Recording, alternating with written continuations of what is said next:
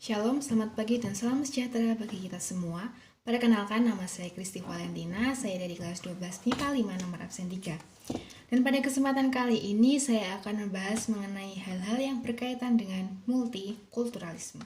Jadi yang pertama kita akan mempelajari mengenai apa multikulturalisme itu. Jadi multikulturalisme diambil dari dua kata. Yang pertama yaitu multi, yang artinya plural atau beragam, dan juga kultur, yang dalam bahasa Inggris yaitu culture, yang artinya budaya. Jadi multikulturalisme berarti suatu ideologi yang mengagungkan suatu perbedaan. Perbedaan ini dapat kita lihat dari orang satu dengan orang lainnya maupun budaya. Budaya di sini menyangkut seperti sudut pandang seseorang, politik, kebebasan, dan masih banyak lagi. Dan jika kita hubungkan dengan kehidupan bermasyarakat, multikulturalisme merupakan suatu keadaan sosial di mana terjadi berbagai macam perbedaan yang dihadapi dalam suatu kelompok masyarakat itu sendiri. Kemudian kita akan masuk ke dalam sejarah singkat multikulturalisme. Jadi, multikulturalisme merupakan suatu hal yang bertentangan dengan monokulturalisme dan juga asimilasi, di mana dua hal ini menjadi norma yang diterapkan oleh bangsa-bangsa atau nation state sejak abad ke-19. Monokulturalisme dan juga asimilasi secara singkat mempunyai pengertian sebagai usaha untuk mencampurkan atau menyatukan dua atau lebih kebudayaan, atau dengan kata lain mengurangi perbedaan. Kemudian multikulturalisme ini mulai digunakan oleh bangsa-bangsa berbahasa Inggris atau English speaking country yang dimulai oleh Afrika pada tahun 1999, kemudian diadopsi oleh bangsa-bangsa lain di Uni Eropa. Perbedaan atau multikulturalisme merupakan satu hal yang tidak mungkin bisa dipisahkan dari kehidupan manusia. Misalnya saja dari lingkungan yang paling dekat dengan kita, yaitu lingkungan keluarga. Dalam lingkungan keluarga terdapat berbagai macam perbedaan. Misalnya yang paling sederhana yaitu dalam menghadapi permasalahan. Mungkin terdapat dalam permasalahan A, pendapat ayah dengan ibu berbeda, pendapat orang tua dengan anak berbeda, anak dengan anak sudah berbeda. Itu merupakan salah satu contoh multikulturalisme yang paling sering kita temui. Kemudian melangkah yang lebih jauh, kita masuk dalam lingkungan masyarakat, lingkungan sekolah, akan ada lebih banyak perbedaan, mulai dari latar belakang sosial, pekerjaan, fisik, dan masih banyak lagi. Selanjutnya kita akan masuk ke dalam inti paling penting dari pembahasan kali ini, yaitu mengenai multikulturalisme yang terjadi dalam kehidupan berjemaat atau gereja. Namun sebelumnya kita akan membahas mengenai multikulturalisme yang terjadi pada zaman Perjanjian Lama dan juga Perjanjian Baru. Dalam Perjanjian Lama kita tahu bahwa bangsa Israel dikeluarkan oleh Tuhan dari bangsa Mesir untuk menuju ke tanah perjanjian atau tanah Kanaan.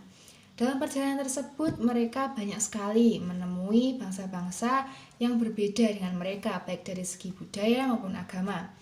Dalam pertemuan ini sayangnya bangsa Israel tidak selektif, akibat pergaulan mereka, akibatnya budaya bercampur, mereka malah menyembah berhala. Ini merupakan salah satu contoh negatif dari realisasi multikulturalisme. Kemudian dalam Perjanjian Baru dikisahkan seorang perempuan dan juga perwira dari Roma yang meminta bantuan kepada Tuhan untuk menyembuhkan mereka. Yesus pun dengan tidak memandang latar belakang mereka, budaya dan juga agama, turun tangan untuk menyembuhkan kedua orang yang meminta pertolongan ini. Oke, sekarang kita akan masuk ke dalam keberagaman atau multikulturalisme yang berada di lingkungan jemaat atau gereja. Meskipun dalam satu lingkup agama, satu Tuhan, namun multikulturalisme tidak akan bisa lepas dari yang namanya kehidupan bersosialisasi. Dalam lingkungan gereja contohnya.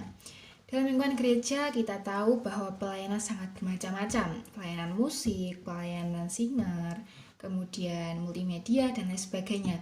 Jika kita perhatikan dari pelayanan ini terdapat multikulturalisme, yaitu dalam hal talenta. Talenta dibedakan oleh Tuhan agar manusia saling melengkapi. Inilah salah satu hal manfaat yang bisa kita ambil dari keberagaman, yaitu saling melengkapi.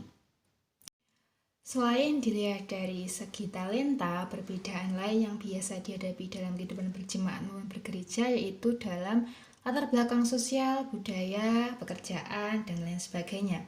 Lantas apakah perbedaan ini harus menjadikan suatu senjata untuk mereka saling bertengkar, untuk mereka saling menjatuhkan satu sama lain? Tentu saja tidak, karena Tuhan mengajarkan bahwa kita harus saling mengasihi sesama manusia.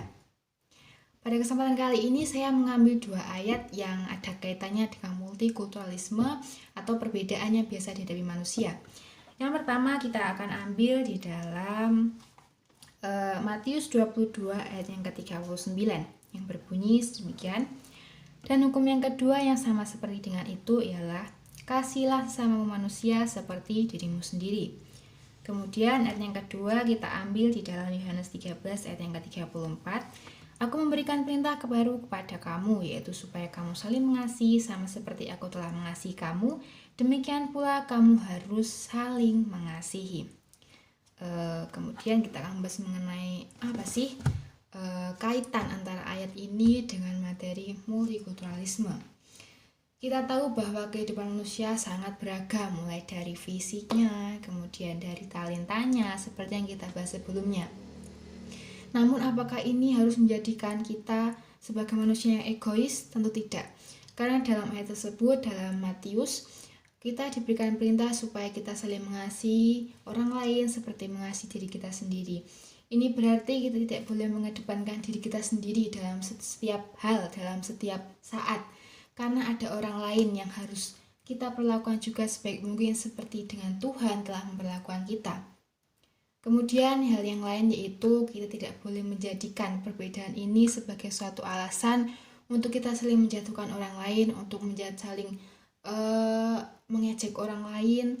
Tentu tidak. Namun sebaliknya kita harus menjadikan perbedaan ini sebagai alasan kita untuk bersatu, untuk menyatu padu, untuk memperlengkapi kekurangan yang ada.